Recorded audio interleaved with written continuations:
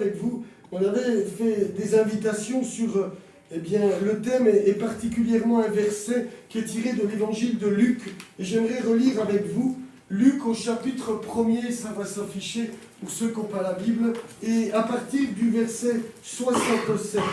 Luc au chapitre 1er et à partir du verset 67. Voilà ce qui est écrit. Zacharie, son père, c'est-à-dire le père de Jean le baptiseur, fut rempli du Saint-Esprit, et il prophétisa en ces mots. Béni soit le Seigneur, le Dieu d'Israël, de ce qu'il a visité et racheté son peuple, et nous a suscité un puissant sauveur dans la maison de David, son serviteur, comme il l'avait annoncé par la bouche de ses saints prophètes des temps anciens.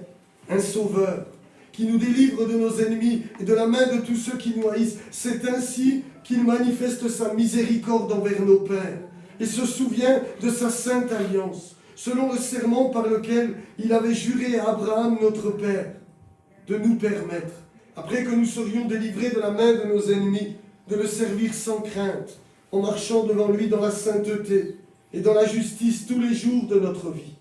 Et toi, petit enfant, tu seras appelé prophète du Très-Haut, car tu marcheras devant la face du Seigneur pour préparer ses voies, afin de donner à son peuple la connaissance du salut par le pardon de ses péchés, grâce aux entrailles de la miséricorde de notre Dieu, en vertu de laquelle le soleil levant nous a visités d'en haut pour éclairer ceux qui sont assis dans les ténèbres et dans l'ombre de la mort, pour diriger nos pas dans le chemin de la paix.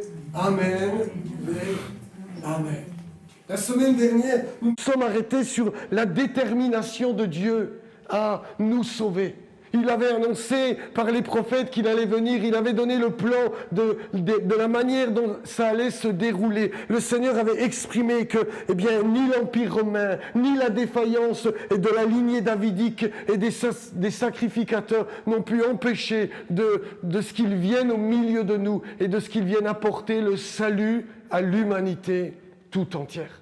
Et nous nous sommes arrêtés, pour ceux qui étaient là, sur la détermination de Dieu. Et ce matin, j'aimerais continuer puis aller plus loin avec vous. Et j'aimerais vous rappeler qu'au verset 67, il est écrit que Zacharie va prophétiser. Cet homme-là est un sacrificateur. Et puis, il avait été choisi quelques versets plus haut, et parmi des milliers de sacrificateurs, à venir dans le temple offrir du parfum sur l'autel du Seigneur. Et alors qu'il était en train d'officier et d'offrir du parfum dans le temple de Jérusalem, un ange lui est apparu. Et cet ange lui a fait comprendre que son épouse, qui était stérile et qui maintenant n'était plus en âge d'avoir un enfant, allait quand même avoir un fils. Et il devra le nommer Jean. Et ce sera le précurseur du Messie d'Israël. Zacharie n'a pas réellement cru à cette parole. Il s'est mis à douter. Il a dit, mais comment est-ce possible? Non seulement sa femme est stérile, mais en plus de cela, elle n'est plus en âge d'avoir des enfants. Et Gabriel va lui dire, je résume pour ceux qui ne connaissent pas l'histoire, puisque tu n'as pas cru, pendant les 9 mois qui vont suivre, pendant les 9 mois de grossesse, tu seras muet. Et sa bouche s'est fermée. Et le texte nous apprend qu'au 8e jour, après la naissance de l'enfant, sa langue s'est déliée. Et il a confirmé que ce ne serait pas Zacharie qu'on appellerait cet enfant, mais bien Jean, selon ce que Dieu avait donné. Et le texte continue, selon ce que nous avons lu, Zacharie, rempli de l'Esprit de Dieu, va se mettre à prophétiser. Et je vous expliquais que dans la Bible, la prophétie, c'est pas seulement annoncer l'avenir, c'est une toute petite part du domaine prophétique. La prophétie, surtout, c'est un éclairage de Dieu sur la situation. C'est-à-dire qu'il y a la réalité de ce que vivent les hommes, mais dans cette réalité, il y a la vérité de Dieu. Et Dieu vient annoncer, faire connaître quelle est sa vérité. Et selon le texte qu'on lit, Zacharie va prophétiser. Il ne va pas annoncer des choses à venir, vous l'avez vu comme moi, il va révéler ce qui est en train de se passer. Parce que le texte nous apprend que tout le monde est troublé. Ils ont été troublés lorsqu'il est sorti du temple muet. Ils ont été troublés lorsque sa langue s'est déliée. Et quel sera cet enfant, se disait-il. Et ce père va, annoncer ce qui est en train de se jouer. Dieu a visité les hommes. Et il va dire, toi, petit enfant, à partir du verset 76, on ne va pas le relire, tu seras appelé prophète du Très-Haut. Toi, Jean le baptiseur, tu marcheras devant la face du Seigneur, tu prépareras le chemin devant Dieu et tu annonceras aux hommes quel sera le salut, c'est-à-dire le pardon de leurs péchés. C'est extrêmement intéressant, frères et sœurs, parce que Zacharie va expliquer ce que le Seigneur est en train d'accomplir. Parce que Zacharie a appris à écouter. 9 mois de silence. Il n'avait rien d'autre à faire que d'écouter. Et cet homme a sondé, selon ce que l'ange lui avait dit, sondé les écrits des prophètes. Et c'est ce qu'il dira. Il dira, comme il l'avait annoncé par la bouche de ses saints prophètes. Et Zacharie va expliquer que le prophète Malachi avait annoncé ce temps. Et j'aimerais lire avec vous ce passage parce que c'est extrêmement important. Dans le livre du prophète Malachi, au chapitre 3 et au verset 1er, il est dit ceci. C'est Dieu qui prophétise. Malachi, pour vous expliquer, est un prophète d'après-exil babylonien. Israël avait été déporté à Babylone sous le roi Nebuchadnezzar. Après 70 années d'exil, Dieu a ramené son peuple à Jérusalem. Au milieu des luttes et des combats, l'autel a été reconstruit, le temple a été rebâti. Et puis Malachi est dans cette période-là, avec Agé et Zacharie. Et voici ce qu'il va dire. Voici, j'enverrai mon messager. Il préparera le chemin devant moi. Et soudain entrera dans son temple le Seigneur que vous cherchez et le messager de l'alliance que vous désirez. Voici, il vient, dit l'Éternel des armées. Regardez, je vais un petit peu plus loin, au chapitre 4 et au verset 1er. Malachi continue. Et regardez ce qu'il va dire. Car voici, le jour vient, ardent comme une fournaise. Tous les hautains et tous les méchants seront comme du chaume. Le jour qui vient les embrassera, dit l'Éternel des armées. Il ne leur laissera ni racines ni rameaux. Mais pour vous, qui craignez mon nom, se lèvera le soleil de la justice. Vous vous souvenez qu'il vient de dire, Zacharie, le soleil levant nous a visités d'en haut. Mais écoutez la suite, et la guérison sera sous ses ailes. Vous sortirez et vous sauterez comme les veaux d'une étable, et vous foulerez les méchants, car ils seront comme de la cendre sous la plante de vos pieds. Au jour que je prépare, dit l'Éternel des armées. Écoutez la suite. Et la fin, c'est le dernier livre prophétique. C'est la dernière fois qu'on va entendre un prophète avant 400 ans en Israël. Et écoutez ce qu'il va dire. Souvenez-vous de la loi de Moïse, mon serviteur, auquel j'ai prescrit en Horeb pour tout Israël des préceptes et des ordonnances. Voici, je vous enverrai Élie le prophète avant que le jour de l'Éternel arrive, ce jour grand et redoutable. Il ramènera le cœur des pères à leurs enfants et le cœur des enfants à leurs pères, de peur que je ne vienne frapper le pays d'interdit. Peut-être que vous ne connaissez pas assez la parole de Dieu pour faire les liens, mais c'est extrêmement intéressant ce que nous sommes en train de lire. Parce que c'est cela que l'ange a annoncé à Zacharie dans le temple. Je reviens à Luc, chapitre 1er. Je vous fais faire des exercices ce matin. Luc, chapitre 1er. Regardez bien, rappelez-vous de ce texte. Je vais lire le verset 11. Luc 1, 11.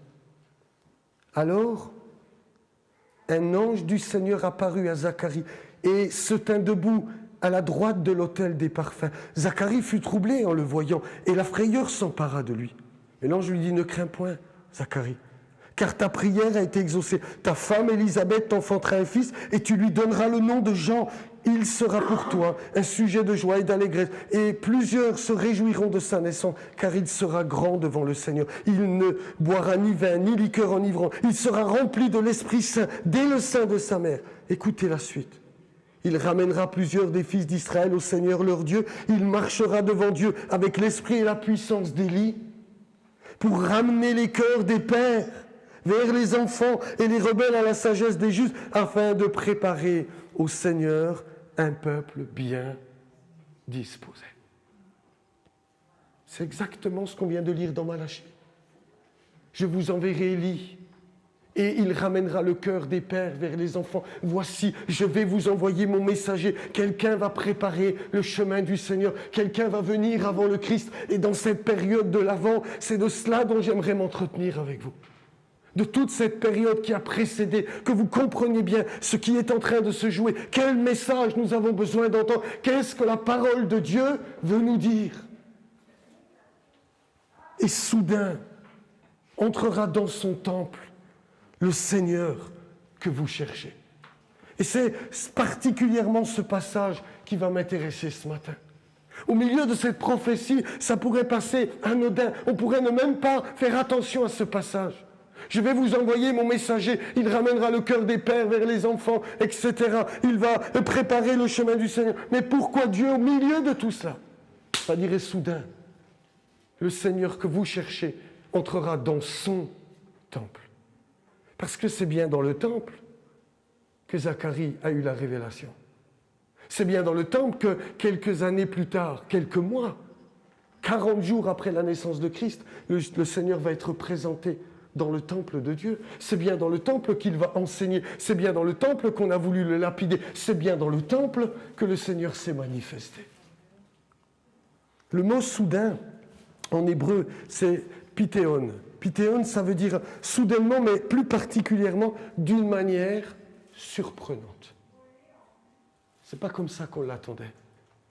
C'est pas un petit enfant de 40 jours dans les bras de sa mère qu'on attendait. Et pourtant, c'est de cette manière que le Seigneur lui-même est entré dans son temple. C'est très intéressant de réfléchir sur ces choses. Et c'est encore plus intéressant lorsque on considère l'histoire qui s'est déroulée dans ce temple-là. J'aimerais revenir avec vous. Je m'excuse pour ceux qui étaient là jeudi. Je vais faire une petite répétition. Mais vous allez comprendre combien la parole de Dieu est tellement extraordinaire. Aujourd'hui même, dans le monde entier, les Juifs vont célébrer une fête. Vous la connaissez? Hanouka. On va célébrer une fête partout dans le monde. On va rappeler un événement majeur qui s'est passé grosso modo 150 ans avant ce que nous sommes en train de lire. À peine plus, 160. Après que Malachie ait prophétisé, eh bien, Alexandre le Grand, en moins 333, va conquérir l'Empire perse qui dominait le monde entier. Il y a eu les Babyloniens, après les Babyloniens, il y a eu les Médo-Perses, et après les Médo-Perses est arrivé Alexandre le Grand. Celui qu'on appelle, selon la Bible, une grande corne. Et cet homme-là a eu une ascension fulgurante. Il va conquérir tout l'Empire perse, il va étendre ses cordages. Et c'est très intéressant parce que dans la Bible, la Grèce, c'est Yavan. Yavan, c'est le fils de Yaafet, un des 3 fils de Noé. Et Yaafet, ça veut dire étendre. Et Alexandre le Grand, il a une seule idée, c'est étendre la culture grecque au monde entier. Il veut faire connaître la démocratie, il veut faire comprendre que sa politique est la meilleure au monde, il veut faire comprendre les arts, il veut faire comprendre que la beauté grecque est la plus belle, le théâtre, le sport, les philosophes, Platon, Socrate, Homère, et que sais-je, il y a une telle richesse dans l'Empire grec. Et nous en sommes aujourd'hui même des héritiers directs. Les Romains n'ont fait que reprendre ce qu'Alexandre le Grand avait imposé au monde. Et cet homme-là avait un désir, c'est d'étendre sa philosophie, son idéologie au monde entier. On appelle ça l'hellénisme, la culture grecque. Et Alexandre le Grand, eh bien, un jour a eu des déboires avec le grand prêtre de Jérusalem et est venu pour, conquérir Jérusalem. Il est venu en colère et le livre apocryphe des Maccabées et des livres de la tradition hébraïque nous apprennent que lorsqu'il vient pour mettre à mort le grand prêtre, eh bien celui-ci a mis ses habits de para. Il est sorti à la rencontre d'Alexandre le Grand avec sa tiare, avec les habits du souverain sacrificateur. Et lorsqu'il est sorti à la rencontre d'Alexandre le Grand avait fait un rêve quelques jours auparavant et il avait vu cet homme-là. Et Alexandre s'est tout de suite calmé et il a été même jusqu'à offrir un sacrifice au Dieu d'Israël sur le temple et l'autel du Seigneur lui-même. Et il a été très favorable. Et les Juifs n'ont pas eu de soucis avec Alexandre le Grand. Mais comme vous savez, très rapidement, Alexandre le Grand est mort. Son empire s'est divisé en 4 royaumes, mais particulièrement 2, je fais vite, parce que sinon l'histoire serait trop longue. Il y a une partie qui était basée en Égypte qu'on appelle les Ptolémées. Et une partie qui était basée en Syrie, au nord d'Israël, qu'on appelle les Séleucides. Et ceux-ci, très rapidement, vont se faire la guerre. Et pendant de nombreuses années, c'est les Ptolémées qui auront le pouvoir et qui domineront sur Jérusalem et qui domineront sur la Judée. Mais ceux-ci, à l'image d'Alexandre le Grand, seront favorables aux Juifs. C'est de là d'ailleurs qu'est née la version de la Septante. Vous connaissez cette version en moins 280 de notre ère. Le roi égyptien, le roi des Ptolémées a voulu faire plaisir aux Juifs et a voulu montrer de l'intérêt et voulu agrandir sa fameuse bibliothèque d'Alexandrie. Il a demandé que 6 hommes de chaque tribu d'Israël, c'est-à-dire 72 hommes, viennent à Alexandrie et ils ont traduit pour la première fois les 5 premiers livres, c'est-à-dire la Torah de Moïse, de l'hébreu au grec. Et ensuite, tous les livres de l'Ancien Testament, la première alliance, ont été traduits. C'est ainsi qu'est née la Septante, parce qu'il était favorable. Et Israël, en ce temps, avait la version originale hébreu, et puis ils étaient enrichis d'une version grecque qui pouvait être connue de tous les hommes et de tout l'Empire. Et puis, on les laissait pratiquer Shabbat, ils avaient le droit de manger kasher, ils avaient le droit de faire les fêtes, ils avaient le droit de se faire circoncire. Mais malheureusement, les Ptolémées vont être vaincus par le royaume de Syrie, par les Séleucides. Et ceci, ce sera une toute autre histoire. Antioche 1, 2, 3, et ensuite Antioche 4 vont régner. Mais lui, il est totalement défavorable aux Judéens. Et cet homme-là, Antioche 4, va vouloir imposer l'hellénisation à toute la Judée. Il va faire interdire Shabbat.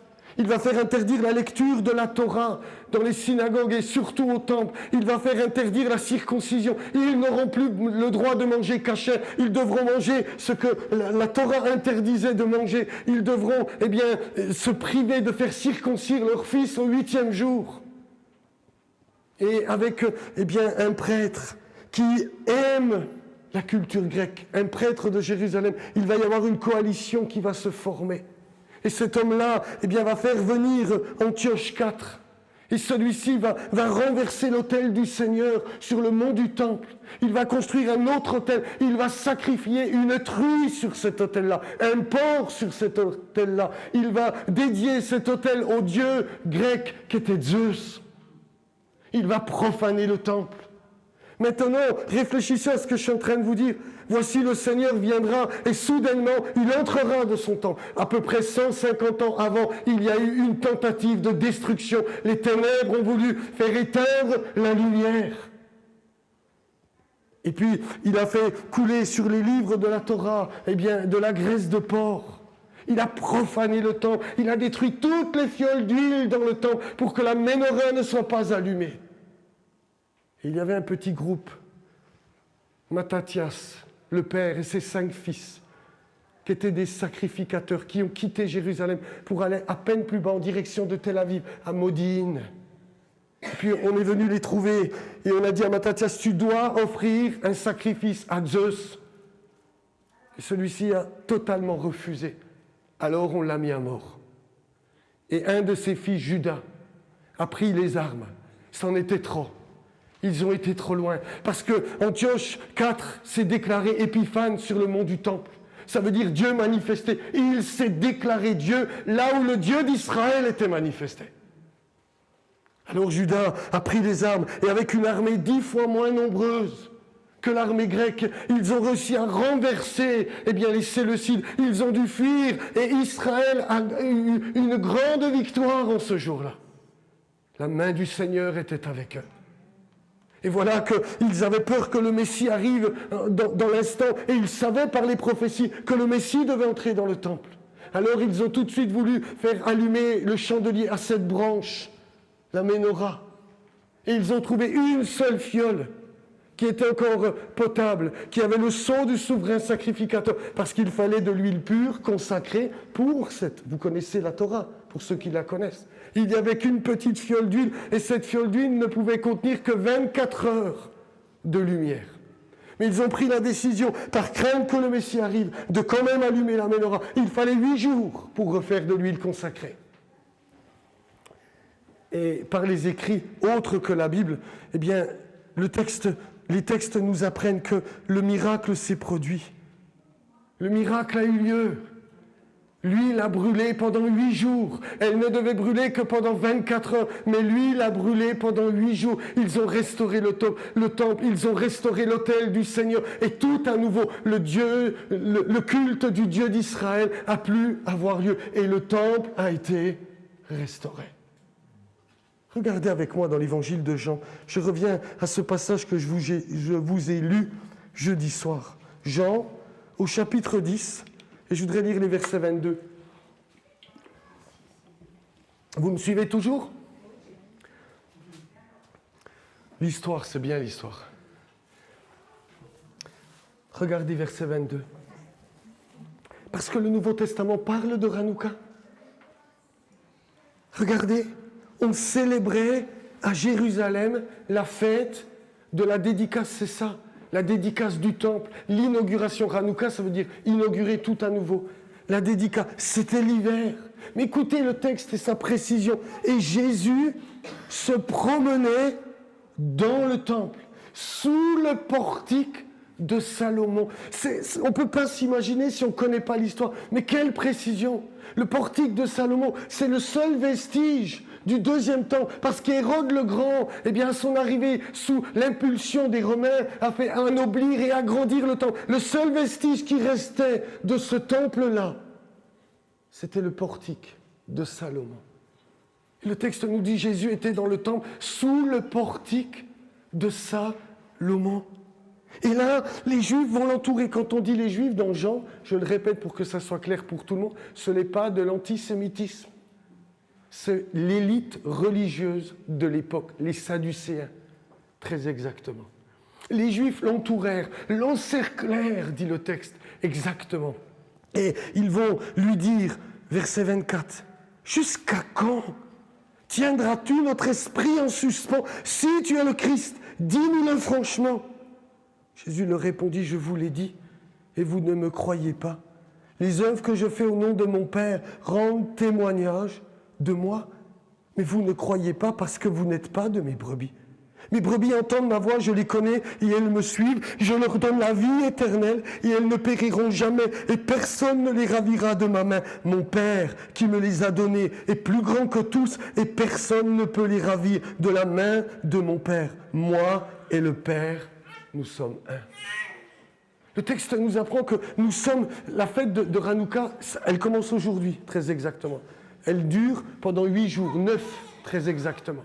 Tous les soirs, on allume. Vous savez, déjà remarqué, pour ceux qui ne savent peut-être pas, il y a 2 sortes de chandeliers. Un chandelier à 7 branches, c'est le chandelier, ce qu'on appelle une menorah, qui était dans le temple du Seigneur, mais parfois vous en découvrez à 9 branches. Et à 9 branches, c'est une ranoukia. C'est-à-dire c'est ce chandelier-là qu'on utilise pour la fête de Hanouka. Pendant 8 jours, parce qu'il a fallu ces 8 jours de miracles, on se souvient que Dieu a fait triompher la lumière au milieu des ténèbres. Et Jésus est là. C'est l'hiver, parce que ça se passe le 25 de Kislev. Le mois de Kislev, alors c'est un calendrier lunaire, c'est entre novembre et décembre. On est dans cette période-là. Ça tombe aujourd'hui. Si mercredi à 18h vous allez au Bastion, eh bien vous allez voir les Juifs qui vont allumer la Hanouka et qui vont vous offrir des beignets. C'est des soufgagnottes. Donc si vous voulez manger des beignets gratos, ça c'est le moment de pub. Allez au Bastion mercredi à 18h parce qu'ils aiment tout ce qui est frit. On utilise beaucoup l'huile. Toutes les mamans africaines, elles me comprennent. Elles me comprennent. Parce qu'elles utilisent beaucoup l'huile pour les beignets. Hein? Et bien là, les soufgagnottes, c'est pareil, il y a de la confiture dedans. J'espère qu'ils mettent un peu de broutch ici quand même. On célèbre cela. Et Jésus est là. Le texte ne nous dit pas s'il célèbre la fête. Ce n'est pas une fête de l'Éternel, mais chaque année on se souvient. Et Jésus est là en se promenant dans le temple, selon ce que le prophète avait annoncé, sous le portique de Salomon, très exactement. Et là, les Juifs vont l'entourer. Vous comprenez ce qui est en train de se jouer? C'est le meilleur moment pour le presser. T'es le Messie? T'es le Christ ou pas? Est-ce que t'es un nouveau super Maccabée qui va nous délivrer de l'Empire romain ou pas? Maintenant, il faut que tu nous dises, parce qu'on veut savoir qui tu es très exactement. On veut connaître ton identité. Est-ce que oui ou non, tu vas nous délivrer des Romains, comme Judas Maccabée nous a délivrés des Séleucides? Est-ce que oui ou non, tu es le grand libérateur que nous attendons tous? Et le Seigneur va leur dire, mais les œuvres que je fais, raconte qui je suis. Les miracles. Jésus vient de guérir un aveugle-né. Avant cela, il avait multiplié les pains et nourri des foules qui étaient affamées. Il avait marché sur l'eau. Il avait changé l'eau en vin à Cana. C'est tous les miracles de Jean. Et après cela, il va ressusciter Lazare. Toutes ces œuvres, Jésus dira, mais raconte qui je suis. Il n'y a que Dieu lui-même qui est capable de changer l'eau en vin. Il n'y a que le créateur de la vigne qui est capable de faire ça. Il n'y a que le créateur du blé qui est capable de multiplier les pains. Il n'y a qu'un Dieu vivant et vrai, incarné certes, mais qui peut marcher sur l'eau. Personne ne peut faire ça. Vous pouvez tous aller à la plage ce soir, vous pouvez tous prendre de l'élan, essayer de courir, vous allez vous rendre compte qu'il y a une force, ça s'appelle l'attraction, vous allez couler comme une carpe coule au fond de l'eau. Mais Jésus, lui, marchait sur l'eau. Et ces œuvres-là prouvaient, ce n'était pas un simple homme, ce n'était pas un simple prophète, c'était le Dieu vivant et vrai qui a visité la terre. Et ces œuvres témoignaient d'une réalité. Je ne suis pas venu pour autre chose, dira Jésus dans le texte, que pour la vie éternelle. Oh, ils s'attendent à ce nouveau libérateur. Est-ce que tu es le super Maccabée? Est-ce que tu es celui qui va nous délivrer? On attend ce libérateur-là. Jésus va leur faire comprendre qu'il y a une domination qui est bien plus profonde, qui s'inscrit dans le cœur de l'homme, qui est plus forte que les Romains, les Grecs, les Mèdes et les Perses, les Babyloniens, les Égyptiens. C'est le péché lui-même. Et Jésus est en train de leur dire, mais vous devez comprendre que mes œuvres témoignent. Je ne suis pas venu pour créer une nouvelle révolte. Je m'occupe des pauvres, je m'occupe de ceux qui ne voient pas. Je suis là pour nourrir les affamés. Je suis venu pour le salut de l'humanité. Je suis venu pour offrir ma vie en sacrifice. Jésus leur dit, je suis venu pour une domination plus grande que celle des Romains. C'est celle du péché qui habite le cœur de l'homme. Parce que si nous sommes un tant soit peu honnêtes, le drame c'est que ces hommes-là ne voulaient pas se reconnaître pécheurs. Si nous avions lu la suite, la fin du chapitre 9, Jésus dira, mais si vous étiez aveugle, vous n'auriez pas de péché. Mais maintenant, parce que vous dites, je vois, vous demeurez dans votre péché. Parce que vous êtes convaincu d'avoir raison, vous êtes convaincu de savoir. Et en fait, il y a un mal qui ronge vos cœurs et que vous ne connaissez pas. Ce mal, c'est le péché. C'est ça que Jésus est en train de leur dire. Et ce qui est très intéressant, c'est que ça se passe à Hanouka. Et je voudrais vous dire ce matin, de manière solennelle, qu'on se comprenne bien, sans Hanouka, il n'y a pas de Noël. Sans la restauration du temple, le Messie n'entre pas dans le temple. Sans Hanouka, la prophétie ne s'accomplit pas. Si aujourd'hui nous sommes là à célébrer Noël, c'est parce qu'un jour Dieu a accordé la victoire à son peuple. La lumière a brillé dans les ténèbres et son soleil s'est levé sur nos vies. Et nous devons bien comprendre cela, bien comprendre ce qui est en train de se jouer. C'est pourquoi je vous raconte toute cette histoire de Hanouka. Parce que sans cette fête-là, il n'y a pas Noël. le Messie vient pas. Le Messie ne vient pas.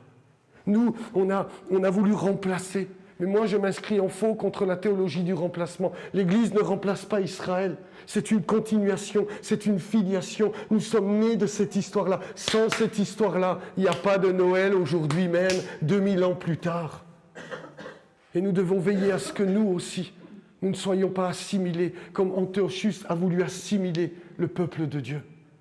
Vous avez remarqué ce qui se passe? Frères et sœurs, amis, regardez ce qui se passe. Petit à petit, d'année en année, Noël est en train d'être effacé. On ne veut plus entendre parler de ces choses. L'année dernière, à l'Union européenne, Angela Daly a écrit un livret de la communication inclusive. Il ne faut plus dire Noël. C'est mal. Il ne faut plus appeler ton fils Jean et ta fille Marie. C'est mal. C'est discriminant pour les autres, mais en vérité, c'est une attaque directe contre notre identité. C'est une attaque directe contre le Christ, parce qu'on ne veut plus de ce message-là. On ne veut plus de crèches dans les lieux publics. On ne veut plus petit à petit. On est en train de se faire happer. Les ténèbres veulent étouffer la lumière. Mais nous voulons continuer de dire que Jésus est le Messie d'Israël, le Sauveur du monde, et qu'il est venu pour mon péché, votre péché, et que je peux partir libre de ce lieu. Amen. Mais il faut qu'on réalise, il n'y a rien de nouveau sous le soleil. Ah, on aimerait des révoltes, nous. On aime ça. Mais l'histoire nous apprend. Quand ils viennent demander, es-tu, comme un nouveau Maccabée, Jésus leur dira, non, je suis venu pour la vie éternelle. Je suis venu pour que le cœur des hommes change. Parce que l'histoire nous apprend que, après les Maccabées, le peuple d'Israël est retombé dans ses travers. Souvenez-vous, la semaine dernière, je vous ai dépeint ce qui se passait du temps de l'Empire romain. Comment la sacrificature avait été, complètement en ruine. Il y avait 2 souverains sacrificateurs du temps de Jésus. Un avait été destitué par les Romains et Caïphe, son gendre, avait été mis à sa place. Il y avait une ruine totale dans la lignée davidique. C'était un Édomite, Hérode, qui était sur le trône, et ses fils, les tétrarques après lui. Tout était en ruine. Jésus est en train de leur dire, mais vous ne comprenez pas, je peux à nouveau faire lever, et il aurait pu une nouvelle révolte. Mais des siècles plus tard, on aurait été dans les mêmes problèmes. Ce qui compte, c'est que le cœur de l'homme soit changé. 2000 ans d'histoire nous l'apprennent, frères et sœurs. On a essayé tous les ismes possibles. Le socialisme, le capitalisme, le fascisme, et puis même le christianisme, j'oserais dire. Mais rien de tout cela n'a marché, parce que ce que le monde a besoin, c'est de Jésus qui change le cœur, c'est de Jésus qui pardonne le péché et qui donne la vie éternelle. Amen. Je vais me calmer parce que Daniel va croire que je suis en colère.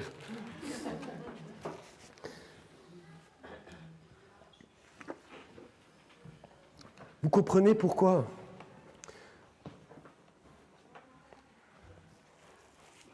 le texte nous apprend que il est venu, Jean le baptiseur. Je reviens à mon texte de Luc, au verset 77. Il va dire, je vais dire à mon peuple ce que sera son salut. Ils recevront le pardon de leurs péchés. C'est ça le salut dont nous avons besoin. C'est ça la vérité qu'il faut entendre. Et c'est ça ce que nos contemporains et nous-mêmes, on a eu beaucoup de mal à admettre. Le problème, ce n'est pas les autres. Le problème, c'est moi. Très souvent, le problème dans le couple, c'est ma femme. Non, mais attendez, je m'explique. Mais en vérité, ce n'est pas ma femme le problème. C'est moi. C'est comment moi je ne gère pas ma colère. Comment moi je regarde mon amertume. Comment parfois je déborde de colère envers mes enfants, même s'ils me doivent l'obéissance. Si je suis honnête, c'est moi le problème. C'est pas mon patron le problème. Trop souvent, pour les ouvriers, c'est le patron le problème. Alors, il se peut que certains soient injustes. Je ne discute pas avec ça. Mais avant toute chose, si nous sommes honnêtes, le problème, c'est le cœur de l'homme. c'est nous qui avons besoin de changer. On peut mettre toutes les révoltes qu'on veut. On peut mettre tous les nouvelles dénominations ou les nouveaux mouvements sociaux qu'on veut. On pourrait inventer de nouvelles choses dans les siècles à venir. Rien ne changera. Rien. 2000 ans après, on a vécu Auschwitz. Si ça ne nous convainc pas que le cœur de l'homme est mauvais, on a un sacré problème de vision. Quelle sera la connaissance du salut que Jean devra annoncer? C'est le pardon de vos péchés, le pardon de mes péchés. Et Noël, avant tout, est là pour nous dire, nous avons besoin d'être sauvés de nous-mêmes. Nous avons besoin d'un sauveur. Le soleil de justice ou le soleil levant est venu nous éclairer sur notre condition. Tu peux mettre le verset 79, s'il te plaît, et je terminerai avec ça, je vous promets. Le soleil s'est levé pour éclairer ceux qui sont assis dans les ténèbres et dans l'ombre de la mort, et pour diriger nos pas dans le chemin de la paix. Ne croyez-vous pas qu'aujourd'hui, le monde n'a pas besoin de paix? Le monde n'aurait pas besoin de connaître ce chemin de paix. Croyez-vous pas que ce soleil de justice n'a pas encore besoin de venir éclairer notre condition? Nous sommes dans les ténèbres et nous sommes aveugles sur nous-mêmes. Mais la bonne nouvelle de Noël, c'est que Jésus est venu pour nous sauver de nous-mêmes, pour nous accorder la vie éternelle. Et ce matin, tu peux goûter à ça, parce que le même Jésus est toujours vivant et au milieu de nous par son bon esprit. Et là, dites-moi Amen. L'Église, sans Hanouka, pas de Noël. Et nous voulons continuer de raconter ce que Dieu a fait, ce que Dieu a accordé à nos vies et ce qu'il veut t'accorder ce matin. Amen. C'est pour ça que nos jeunes ont chanté, c'est pour ça que nous avons chanté, c'est pour ça qu'on a invité, parce qu'on veut que tous sachent qu'il y a la possibilité de changer. Alléluia. Si ça, c'est pas une bonne... Je ne sais pas pour vous, mais pour moi... Quelle heure il est? J'ai pas le temps. Il faut que je le teste. Mais le jour où j'ai compris ça, moi qui étais un terrible pécheur, moi qui étais un pauvre toxicomane dans ma cellule de prison, quand Dieu est venu me visiter, il a changé ma vie, il a réorienté. Et c'est ce qu'il veut faire pour nos jeunes et nos moins jeunes. Il est venu pour la vie éternelle. Amen. Allez, je me tais. Seigneur, nous te bénissons parce que tu nous as envoyé le plus beau de tous les messages. Tu nous as fait connaître la vérité, tu ne nous as pas trompés. Tu n'es pas venu pour une nouvelle révolte, tu n'es pas venu pour créer, Seigneur, de nouveaux troubles. C'est ce que les hommes en ont fait. Mais toi, tu étais venu pour le salut de nos âmes. Nous te rendons grâce parce que ce matin encore, tu es là au milieu de nous. Je ne sais pas ce que les consciences des uns et des autres ont pu ressentir ce matin. Je ne sais pas la condition des uns et des autres, ce qui se passe dans le secret. Toi, tu sais toutes choses. Et ce matin, tu n'es pas venu pour condamner. Tu n'es pas là pour pointer du doigt. Tu es juste là pour éclairer. Pour que nous reconnaissions que nous avons besoin d'un sauveur. Nous avons besoin de toi. Ce matin, j'implore ta miséricorde sur ma vie. J'implore ta miséricorde sur cet auditoire. J'implore ta miséricorde sur la ville de Porto Vecchio, sur la Corse tout entière. Trop de sang a coulé. Trop de larmes ont été versées.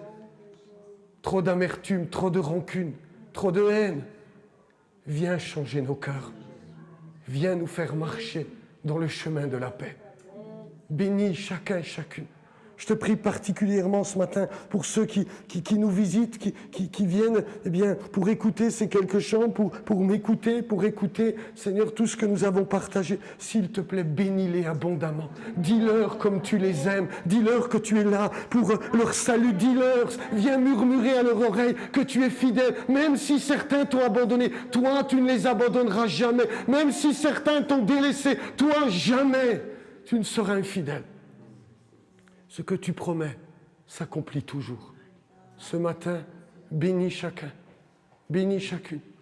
Seigneur, j'aimerais vraiment enlacer chacun dans mes bras.